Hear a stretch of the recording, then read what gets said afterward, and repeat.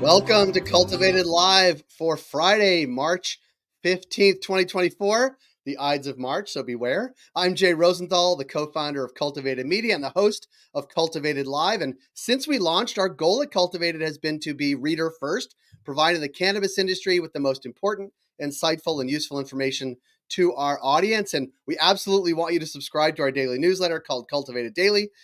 We also wanted to meet you where you were. So on LinkedIn and YouTube, we stream this every single day. And we added the live stream about 3.5 weeks ago. It's going great. So welcome if you are joining us there. We're always joined by a guest. Today, we're going to be joined by Bryan Zabinski from TICAL Official, a rapidly expanding brand with Method Man. And we'll connect with Z in a second. But first, here's what's driving the cannabis industry today. I believe this. In the future, when we look back on the past week, I think it'll be one we remember for a very long time. Last week, recall, the president talked cannabis reform during his State of the Union. Yesterday, Joe Biden on the campaign trail said he's taking care of cannabis reform at a campaign stop in Wisconsin. This is all according to a White House pool report. The comment was in response to a supporter's sign that said, "No one should be jailed for cannabis." And then today, Vice President Kamala Harris is also set to host a cannabis reform roundtable at the White House. And while nothing is set in stone, the federal government's decision about cannabis rescheduling should be coming soon-ish, though the ball is squarely in the DEA's court, and recent reporting shows that they haven't actually settled on an outcome yet, so we continue to wait another week. But also this week, 36 members of Congress are calling on President Biden to grant clemency to all those locked up in federal prison for nonviolent cannabis offenses. That is according to a Marijuana Moment report, and there's more. Health and Human Services Secretary Javier Becerra defended the Food and Drug Administration's recommendation to reschedule cannabis to Schedule 3. This was at a hearing on Capitol Hill yesterday. He was facing questions from Republicans, including Senator John Cornyn, questioning the recommendation. And finally, Massachusetts, my home state, our governor, Maura Healey, will pardon everyone in the state convicted of misdemeanor cannabis possession, which she expects to be hundreds of thousands of people. See, we told you it was a very big week in cannabis, and we'll be back on Monday with more news. Now, give me 1 second. I'm going to bring up Z. I just have to do a little back end shenanigans. There we go. Hey, Z. Jay, what's happening? What's happening with you? A lot, man. You know, the cannabis space, you know. As I said earlier, the cannabis space is busy. Give us a little bit of background before we even jump into sort of TICAL. Give us a background of sort of about you, and then maybe end it with how you got into TICAL and into the cannabis industry. Very good, man. So, background in hospitality, music, entertainment. My side of the story goes, I got a phone call from a friend of mine and now co-partner, co-founder, and said, "Hey, look, I know you're real busy, but there's a chance to get Method Man's brand going." And I was like, "Yeah, right. He's an OG in the space." It wasn't immediate. Yes, it was disbelief. Yeah, and like we talked about it, and I think we pushed it off for a month and just kind of like let it slide. Right? He comes back a week later, or a month later. It was a month later, and he's like, "Look, I think we can get this if we really try. So, all right, well, what would be the steps? Let's meet, the guy that put this whole thing together is Nutta TICAL, our other co-founder. Let's meet Nut. I got to meet Nut. We vibed really well. It was a really good exchange. The next steps were put together a plan, meet Method Man and kind of pitch him. And our approach was, hey, look, we're going to try to bootstrap this thing. We're going to try to link with the right people and find the right partners and do it a little bit different, and try to find independence and have a mission, right? Like, and at that time, that was probably like 2018, 2019 when we wrapped that up, and we told Meth we're going to quit our jobs, we're going to quit everything we had. I was I had a lot going on at that time. My other partner was at Under Armour. He had a lot going on at that time. So, and then, Nut put this whole thing together. And then we made a presentation. We pitched Meth. We told him, and Nut said to him, "Hey, look, we don't want your money. We want to try to raise this money. We want to try to do this the right way. We quit our jobs. We sold our cars. You know what I mean? Like, and Meth said, "Look, let's go." And, we sat around the table, and I'll never forget. And Meth said, how are we going to do this when people are sitting in jail for cannabis? Like, how are we going to try to do this? And it kind of flushed out to do the right thing in cannabis would be to be a group that prioritizes partnerships with Black, minority owned, female owned and operated enterprises, and kind of highlight those that have been, held down for so long, and that's been our mission as we enter, all the markets that we enter into. But yeah, we pitched Meth, and he said yes, and we started this thing rolling right away, and we did exactly what we said we were going to do. I love it, and talk a little bit about sort of the name TICAL, because and doing a little bit of background, that it factors in directly into the mission you just talked about. So with that mission, taking into consideration all lives, Method Man announced this years ago in DeSuze and Marrow, and that's been the underlying, message. Well, the overlying message, I should really say, to the business. We literally, we say we are an inclusive brand that prioritizes these partnerships, and that's critical. And I think it's the right. It's not. I mean, it's the right thing to do. It feels better. It resonates with the people. I mean, that's really what this thing is all about. I mean, cannabis is about the people. At the end of the day, it's medicine. It's a plant. It's here to help us all. So. And I just want to go to sort of your background and Nuts' background and the crew, because entertainment, apparel, all those things, it's like setting out a brand and going, and you can be across the country or across the world at once. Whereas cannabis has all these intricacies where you're actually launching in each individual state, like a little mini company and individual partnerships, because like product doesn't cross. Like, is that sort of fall into your portfolio? And like, is that new, obviously new to everybody, but is that like, it's been a challenge for everybody? How do you sort of think about that as you enter new markets? Because you're in what, 10 plus states right now?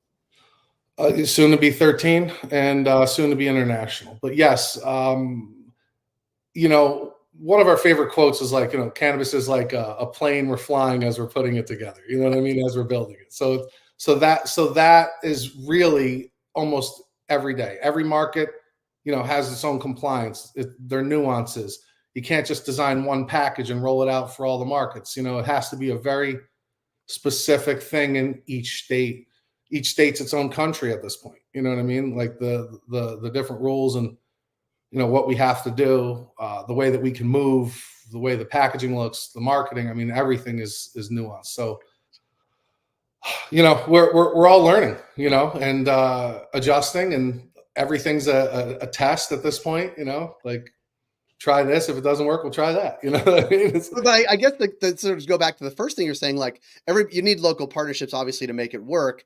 Does that give you an advantage when you get to a new market, because you're actually partnership first with the brand, and those folks on the ground presumably have the insight, know-how, relationships, understand the regulations, all those things? Yeah. So it's independent. We look for independent partners that produce exceptional products, right? Like, at the end of the day, we wanted to really make sure we tried our hardest to make sure that we find the right products to represent the brand, and ultimately at the end of the day, Method Man. So we want to do right by him. He has a legacy. People have expectations when they hear somebody that's been an advocate in the space for 30 plus years. And if we don't deliver, no amount of marketing or support or celebrity is gonna help that. So we look for independent partners that put blood, sweat, and tears into the products, and really try to go product forward. And then yes, they know the markets, they have relationships and their own connections.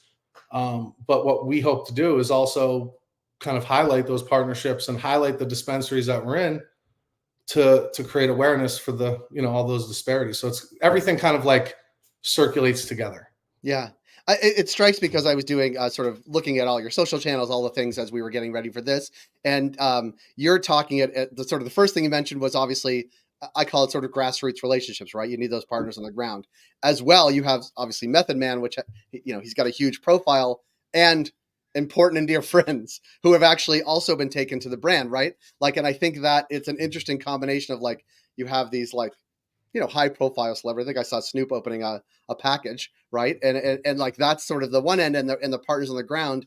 It seems to me different and apart from some of the other, let's call them celebrity or celebrity backed brands. This one actually has both grassroots and like, let's call them grass tops, like supporting the brand and pushing it out there. And I wonder if that sort of softens the blow when you get to new markets, or I'm north of the border when you get to new countries.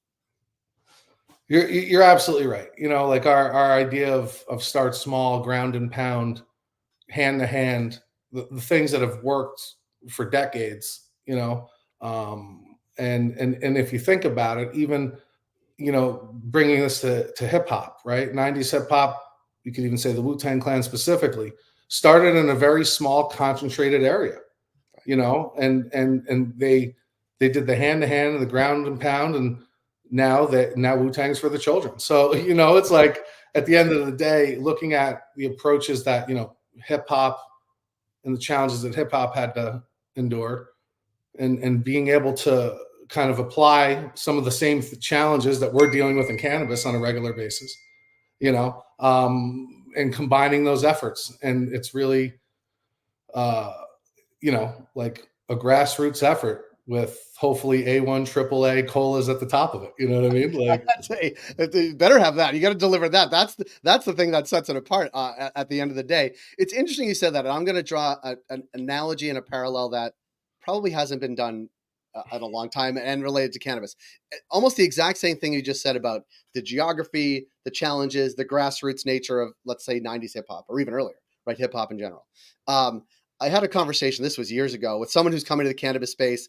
I think she came as like the chief marketing officer of Burton Snowboards.